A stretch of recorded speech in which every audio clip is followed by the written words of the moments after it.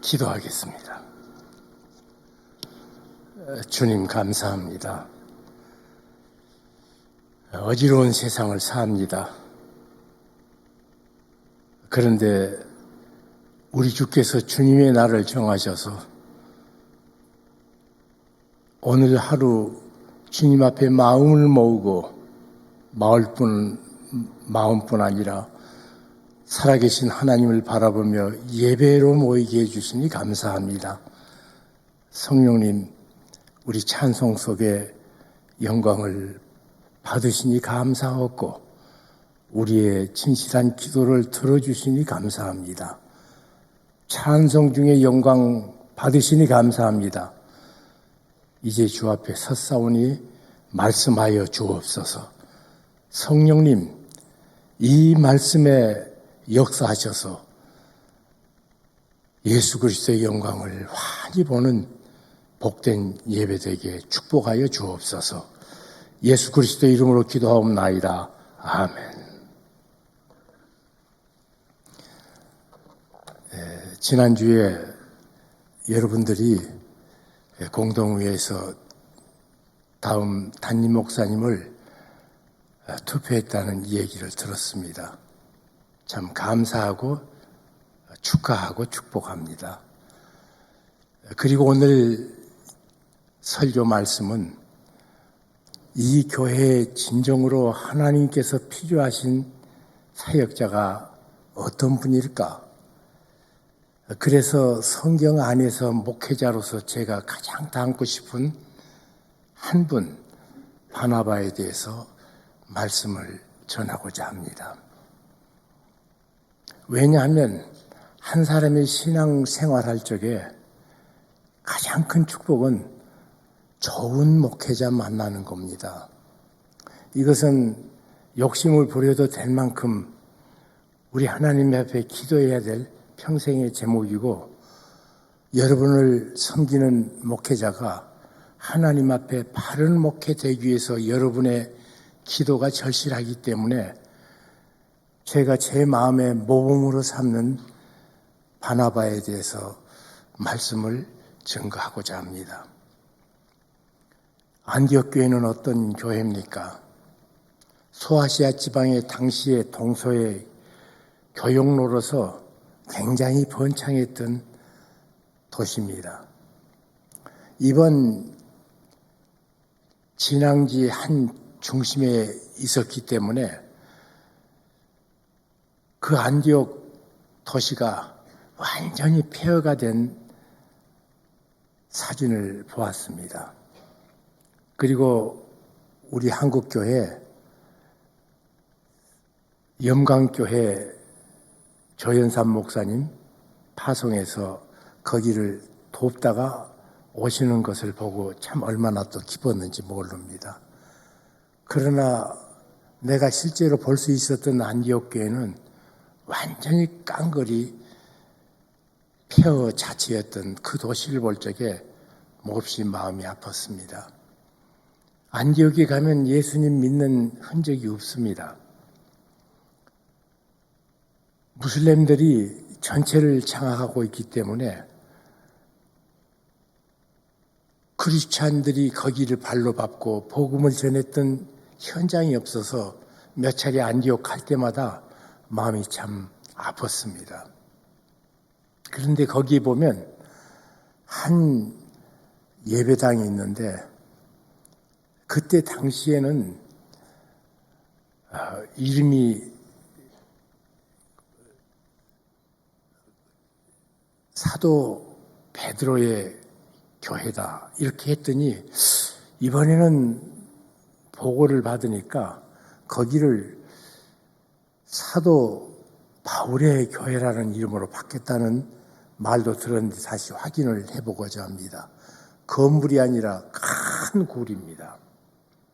그 굴이 사실은 몰랐댔는데 이 굴이 큰 지진이 나가지고 그때 산이 반쪽으로 잘라지면서 산 중턱이 나오기 시작했는데 거기에 거대한 바위 속에 파여진 큰 예배당을 보게 되고 그 예배당 주변에 26km나 되는 여러 도로들이, 지하 도로들이 있어가지고 처음 성도들이 신앙생활하면서 거기 모일 적에 얼마나 위험한 목숨을 건 모험을 하면서 거기서 예배드렸겠나 생각되는 그런 장소였습니다.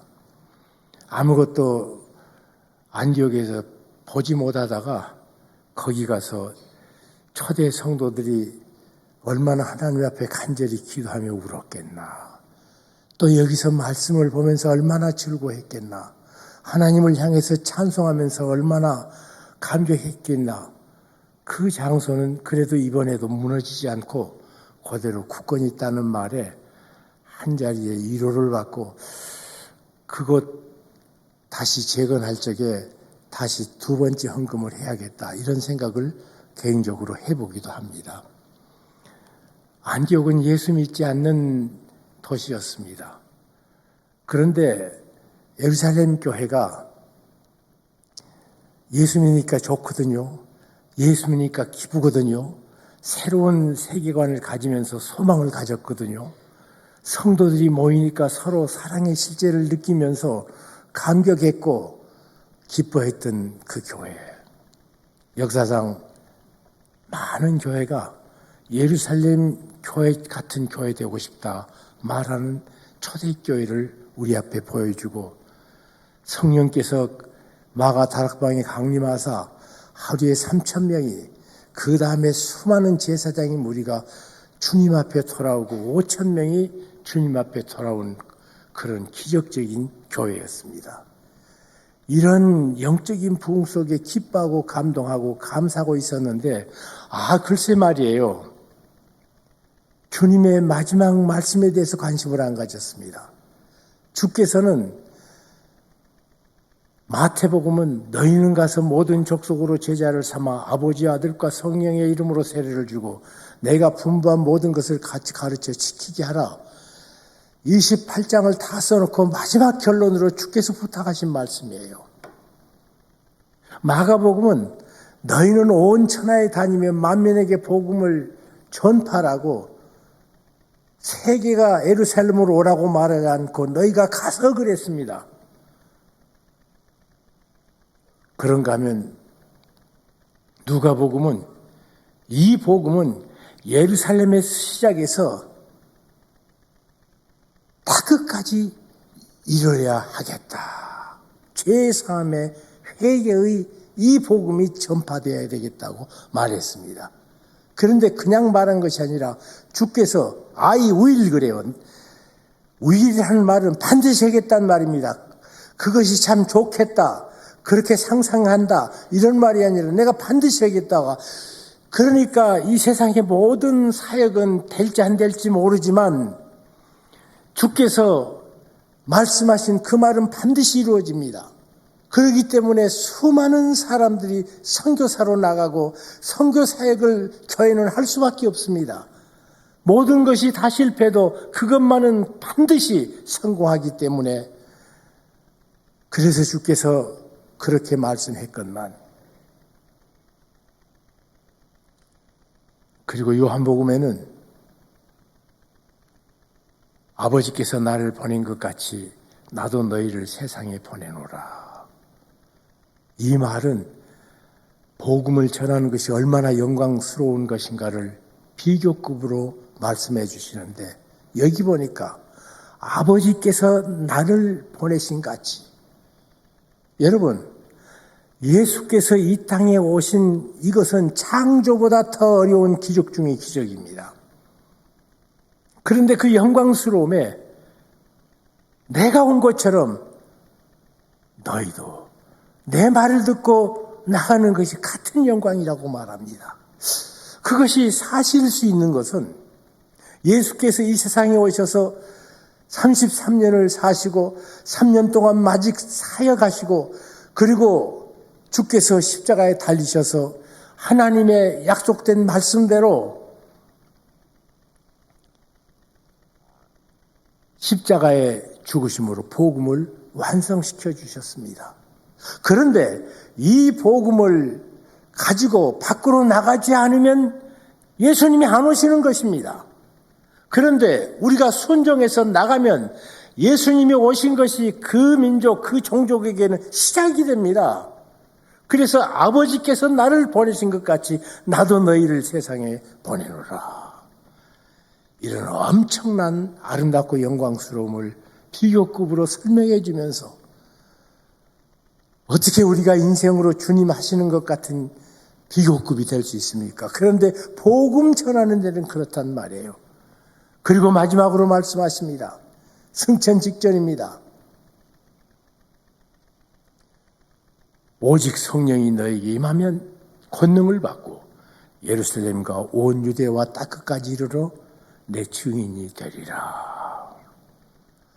성령 하나님까지 보내셔서 너희를 증인 되게 하는 그 일들, 그 권능으로 되어진다. 능력까지 주셨어요. 그래서 여러분 성령 충만하고 싶으면 가장 간단한 방법은요. 나가 전도해 보세요. 복음 전해 보세요. 반드시 성령님께서 함께 하십니다. 전도하러 가기 전에는 내가 전하면 거절당하면 어떨까 염려하고 걱정하고 그리고 나를 광신자라고 하면 어떨까 그러는데 복음 전하고 나면 그 사람이 믿었든지 안 믿었든지 마음의 기쁨이 충만해지고 주의 평화가 있거든요. 이건 전도 안 해본 사람은 무슨 소리인지 모릅니다. 이런 놀라운 축복을 약속하고 가라고 했는데 예루살렘 교회는 자기들끼리 모이니까 감동스럽고 기쁘고 즐겁고 그러니까 너희는 가서 이 말씀을 순종하지 않았습니다.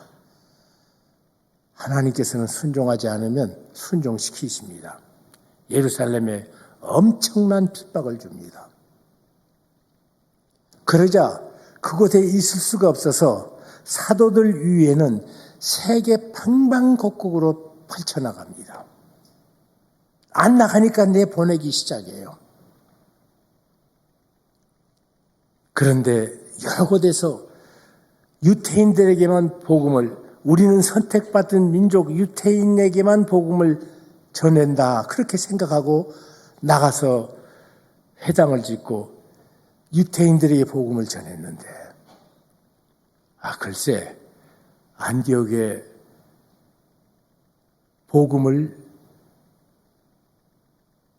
쫓겨난 피난민들이 모든 것을 다 잃고 와서 거기 있었지만 그들이 자기 속에 있는 복음, 인생을 살게 하는 복음, 다른 이름은 없나니 천하인간에게 구원 얻을 만한 다른 이름을 주신 적이 없는 그 예수 그리스도 이름을 거기서 전하기 시작했습니다.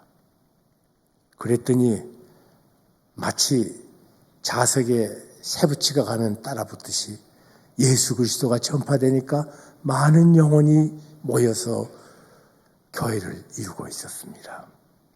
그 소식을 예루살렘 교회가 듣습니다. 그리고는 역사상 처음으로 그 교회 유태인에만 전하지 않고 이방인들에게도 전했던 최초의 교회가 바로 이 안디옥 교회인데 이 교회가 열심히 모인다는 말을 듣고 자기들이 가장 아끼는 목회자를 보냅니다. 그 사람이 다른 사람이 아니라 바나바입니다. 저처럼 그 재능도 없고 능력 없던 사람이 지금까지 살아오면서 이 바나바에게 주셨던 그 목회 현장을 그래도 비슷하게 주셔서 오늘까지 큰 실수 없이 목회를 잘 끝내고 지금도 주께 주신 사역을 감당하고 있습니다. 바나바는 어떤 사람이었는가? 저가 이르러 첫째로입니다. 하나님의 은혜를 보고 하나님의 은혜를 볼 줄 알았어요. 자기가 여기 왔으니까 새로 목회 계획을 이렇게 갖고 이런 프로그램 하겠다가 아니에요. 하나님의 은혜의 현장을 먼저 봤어요. 예수 믿는 것은 주어가 바뀌는 현장이 있을 적에 진정한 구원받은 백성입니다. 우리는 평생 내가예요, 내가. 그래서 모든 사람이 내가 복음을 갖고 살아요. 그런데 예수 그리스도가 구세주와 주님으로 영접되면 예수님은 주님이십니다. 그렇기 때문에 바뀝니다. 어떻게 바뀌는가? 주께서 뭐라고 말하셨는가? 주께서 어떻게 생각하실까? 주님의 판단은 이 현장에서 어떤 결론을 내려주실까? 주께서. 이 하나님의 사람은, 이 바나바는 자기가 하고 싶은 일을 한 것이 아니라 주께서 이미 이름도 빛도 없는 성도들을 통해서 역사하신 그 은혜를 봤단 말이에요. 자기 중심의 사람이 아닙니다. 이것이 하나님의 사람의 특징입니다. 내가가 아니라 주께서.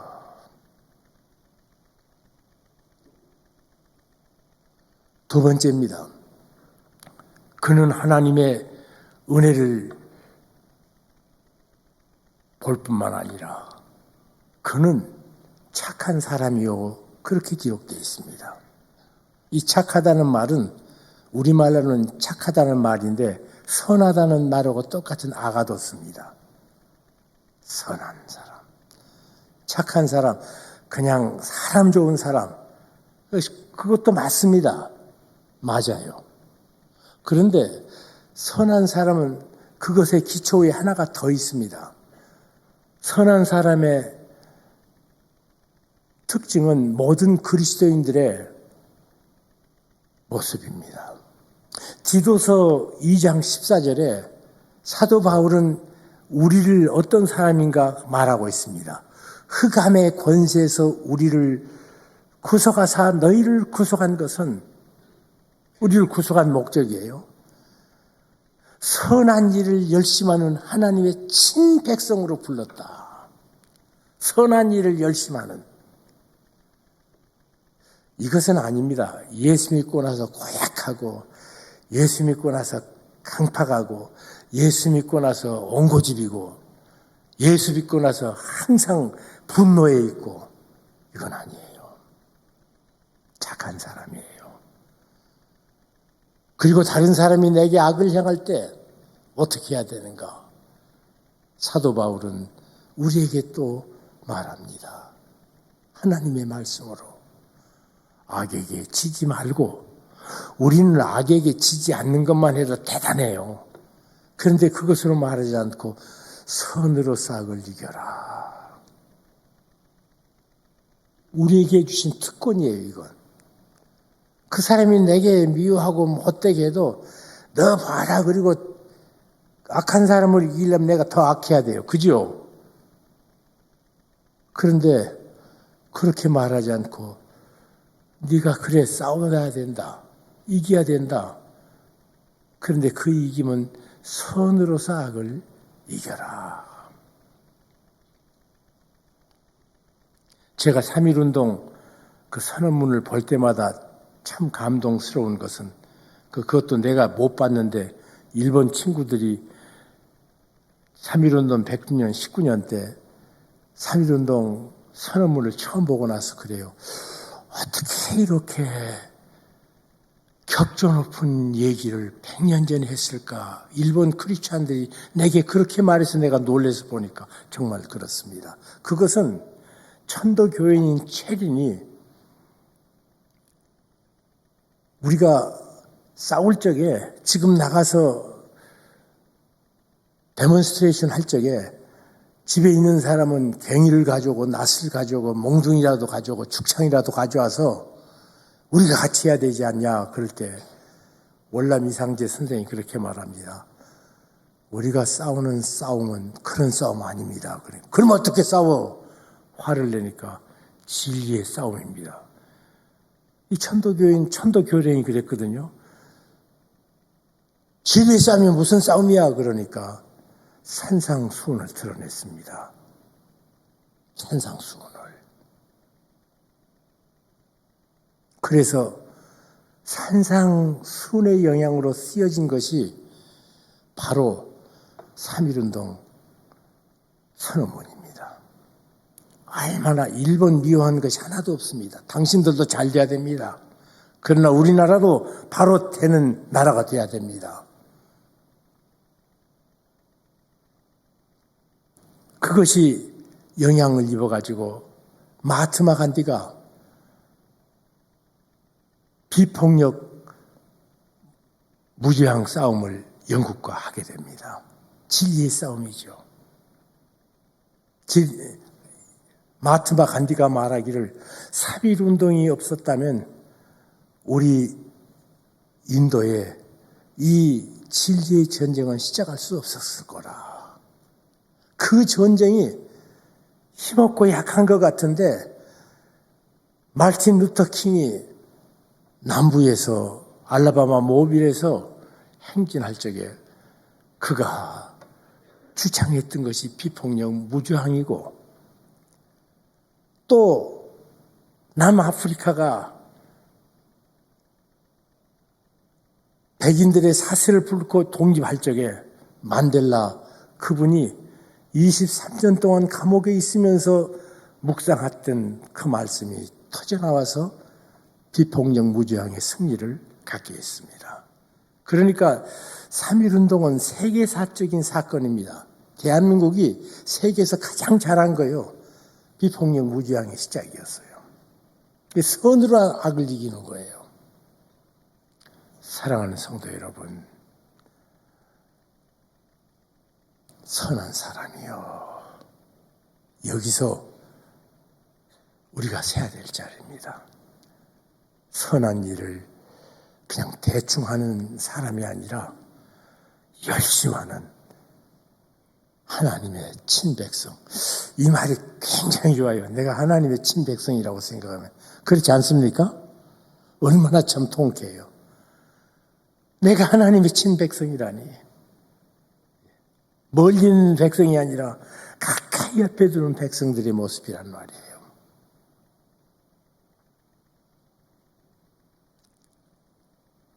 그것으로 끝나지 않습니다. 그는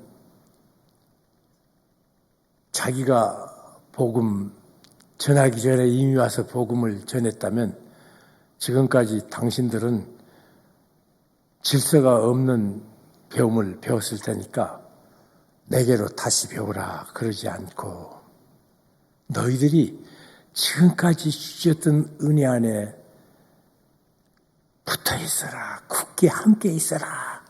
그 다음 그는 사역을 열심히 시작해서 성경을 가르칩니다. 많은 사람들이 모여들었습니다. 그는 교사였습니다. 참 좋은 교사였습니다. 무수한 사람이 죽게 들어와서 그리고 그는 복음을 가르칠 적에 내게 붙어 있으라 말하지 않고 죽게 붙어 있으라 성경 공부를 가르치면서 이 목회자의 가장 큰 유익은 내 중심으로 교회를 목회하고 싶은 생각이 저에게도 굴뚝처럼 평생 이것 때문에 회개하고 삽니다. 평생. 죽게 붙어 있으라 고나고 사람들이 많이 모였습니다. 그러니까 그 다음에 그는 다소에 쫓아갑니다. 자기가 목회하기는 너무 숫자가 많아서 한 사람이 생각났습니다. 어떤 사람인가? 사울이라는 청년이에요. 다메섹 도상에서 예수 믿는 것을 보고 그가 그의 신앙을 확인한 다음에 사도들에게 데려가가지고 소개하는데 사도들이 과거에 그의 악명이 얼마나 컸는지 가까이 가지 않을 때 사도들에게 간곡하게 권했지만 너무 일천하다고 생각해서 그에게 관심이 없을 적에 사도 바울은 조용히 자기 고향에 가서 3년 동안은 아라비아 광야에서 제자들처럼 3년 동안 12사람을 예수님이 데리고 댕겼는데 거기서는 딱 한 사람 개인 레슨 하셨어요. 3년 동안. 그런데도 불구하고 내가 은혜 입었다. 그리고 큰 소리 치지 않고 공교회가 자기를 인정해 줄 때까지 10년 동안 자기 고향에서 주님 말씀을 묵상하고 주님께 날마다 개인 순종하는 삶을 살았습니다. 이 말이 왜 중요하냐면 우리가 어디 가서 은혜 받고 하면 너희들 이제까지 배웠던 거 다 가짜고 내가 누구한테 배웠는데 꼭 이단들한테 많이 그 당해요. 보면 여기 혹시 신천지 교인들 왔으면 회개하고 돌아서세요. 그 이만희 그 사람 구원자 아니셔요. 아니에요. 정명석 사기꾼이에요.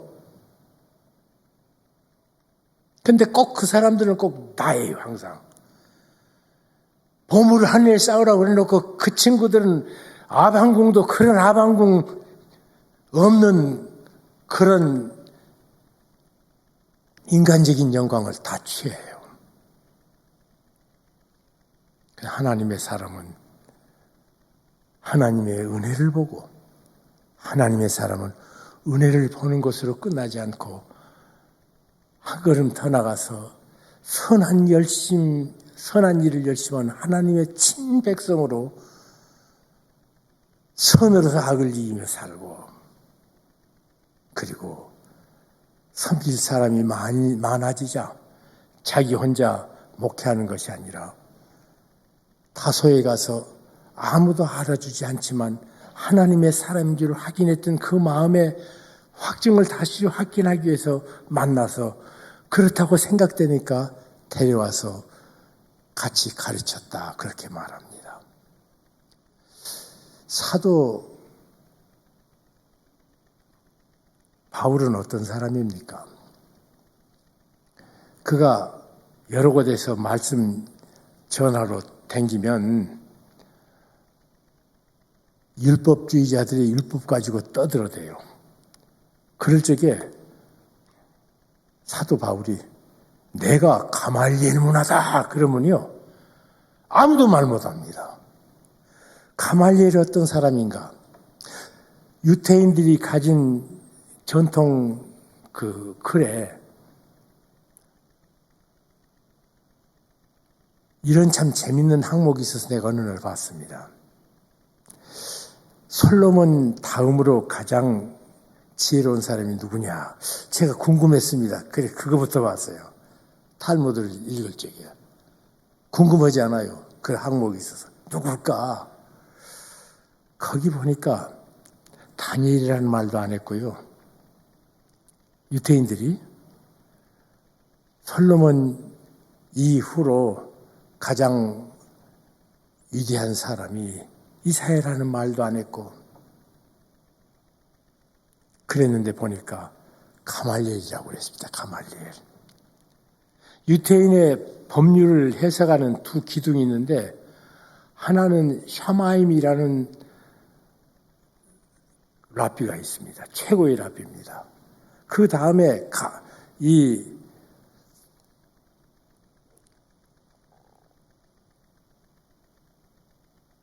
가말리엘의 외할아버지 그분이 양대 산맥이에요. 그래서 양대 산맥이 늘 마치 태계 이황하고 율곡 이하고 제자들이 싸웠던 것처럼 싸워서 내려갔는데 그것을 통합시킨 사람이 가말리엘입니다. 얼마나 위대한 사람이에요. 그리고 생각해 보십시오. 지금 대학이 있어서 몇만 명 그렇게 가르치는 것이 아니라 그냥 도제 교육으로 옆에 데리고 다니는 제자인데 몇 사람이나 키웠겠습니까? 평생. 그러니까 뭐 무슨 소리 하다가도 내가 가말리엘 문화다 그러면 꼼짝을 못할 정도로 율법에 능통했던 사람. 그리고 당시에 세계 언어인 로마 언어에 또 그리스 언어에 능통했던 사람. 태학자예요. 자기보다 유능한 사람하고 같이 일하는 거 사람들 꺼려해요. 그런데 나는 하도 멍청하니까 어떻게 하면 나보다 더 좋은 사람을 모시고 일어나 평생 그렇게 생각했더니요. 어떤 일 하나 할 적에 내가 그 일을 할 줄 모르니까 나보다 더 잘한 사람을 세워놨더니 세워놓은 데가 엄청 모두 잘 돼요.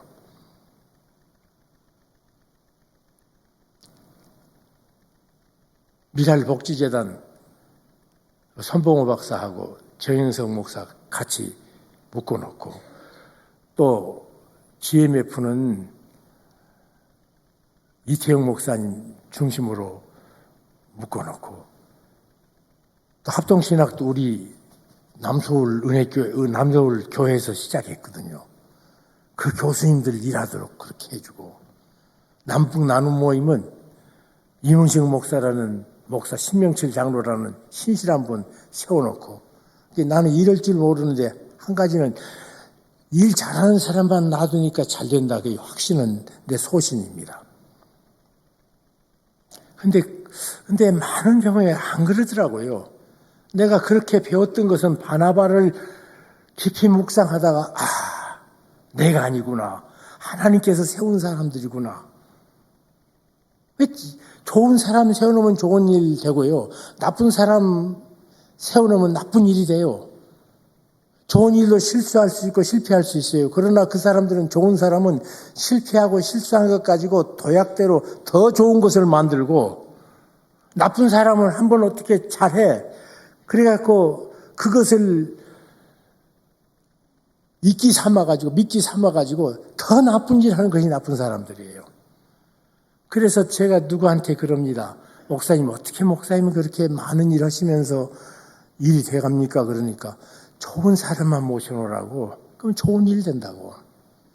아니에요? 나쁜 사람 빼내고 좋은 사람만 넣으면 학교도 좋아지더라고요. 제가 전주대학 이사장 하면서요. 간단한 원리 그거 하나 했더니 학교가 얼마나 좋아졌는지 몰라요. 그리고 그 사람을 보려면은 그 사람이 어떤 사람과 교제하고 있는가 보면 그 사람입니다. 유유상종이에요.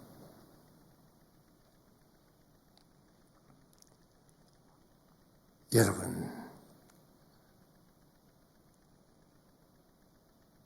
함께 일할 줄 아는 사람 바나바. 저는 우리 송민호 목사님은 그런 사람이라고 내가 확신하기 때문에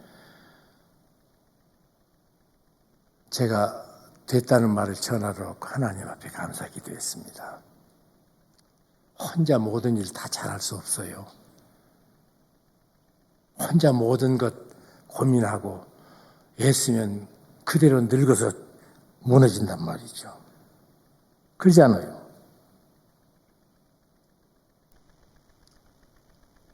여러분, 그것뿐만 아니라 사람을 키울 줄 아는 사람.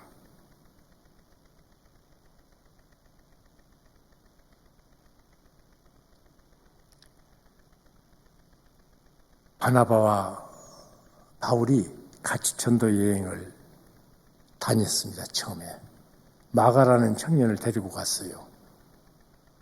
그랬더니 글쎄 마가가 도중에 엄마 생각난다고 도망가 버렸어요. 성교에 엄청난 타격을 받았습니다. 근데 두 번째 이제 또 다시 돌아가서 나오려고 드니까 마가가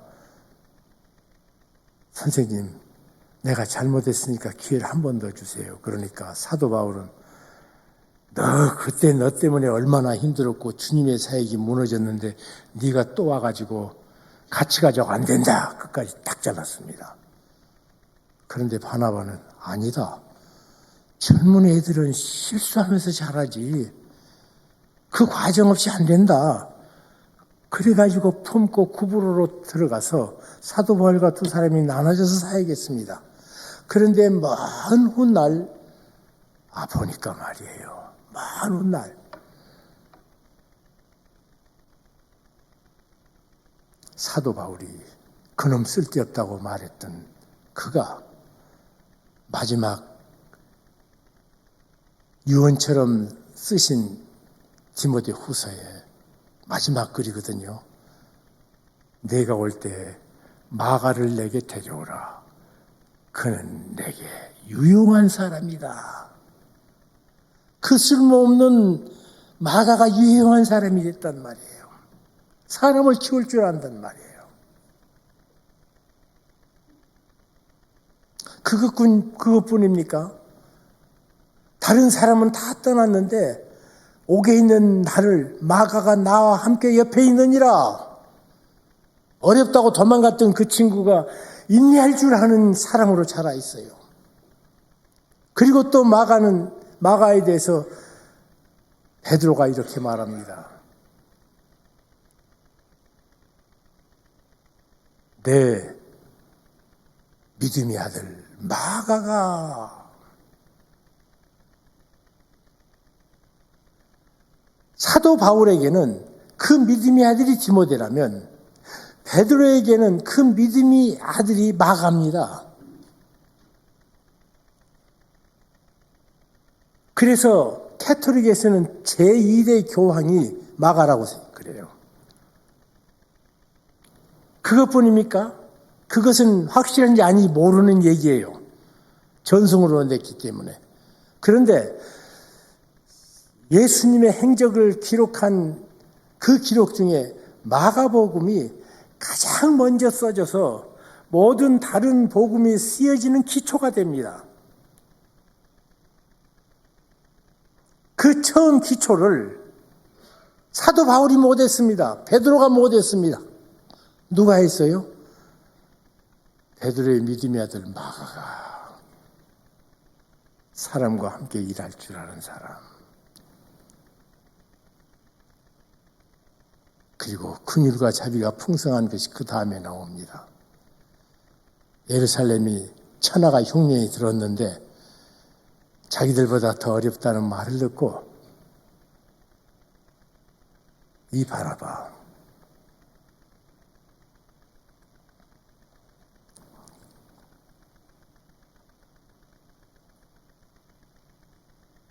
헌금해서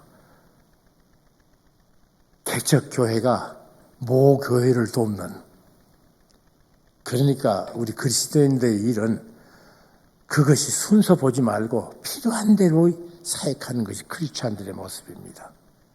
이랬던 것에 키가 하나 있습니다. 저는 믿음과 성령에 충만한 자라. 또 여기는 성령과 믿음에 충만한 자라. 성령은 하시는 일이요, 예수 그리스도의 영광을 드러내는 사람. 그리고 성령은, 그래서 성령을 수줍은 하나님이라고 그래요. 자기 얼굴을 잘 안 나타내요. 그래서 성령께서 임하면 예수 그리스도가 높아집니다. 그리고 성령께서 함께 하시면 예수 그리스도의 말씀이 살아있어요. 성령과 믿음에 충만한 사람. 그래서 예수 그리스도가 높아지는 현장, 그가 보았기 때문에 너희는 주께 붙어 있으라. 예수께 붙어 있으라. 보고 말할 수 있었고, 그리고 그는 그것으로 끝나지 않고 예수님을 향해서 진정한 신뢰를 가진 사람, 믿음과 성령과 믿음에 충만한 사람. 그래서 나중에 성령께서 무리가 모였을 적에, 야, 바나바와 바울을 따로 세워서 선교사로 파송하라. 그러니까 세계 역사상 자발적으로 처음으로 선교사 파송하는 교회가 됐습니다. 참 바라기는 이 디모데 같은 목회자로 우리 송민호 목사님이 쓰임 받기를 저도 기도하겠습니다. 여러분도 기도하셔야 됩니다.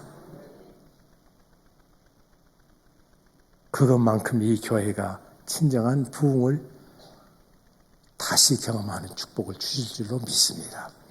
기도하겠습니다. 주님 감사합니다. 은혜 베푸시니 감사하고, 오늘 또 우리 안에 귀한 역사의 현장에서 살아계신 하나님 영광을 돌리는 제2대 목사를 보내주셔서 감사합니다. 그 목사님이 바나바 같은 목사님에게 축복하여 주옵소서. 그리고 주님 오시는 날까지 우리 정 목사님으로 시작해서 마지막 주님 오시는 그때까지 복음에 확실히 붙잡힌 하나님의 사람, 성령과 믿음에 충만한 목회자가 계속 되도록 도와 주시옵소서. 예수 그리스도의 이름으로 기도하옵나이다. 아멘.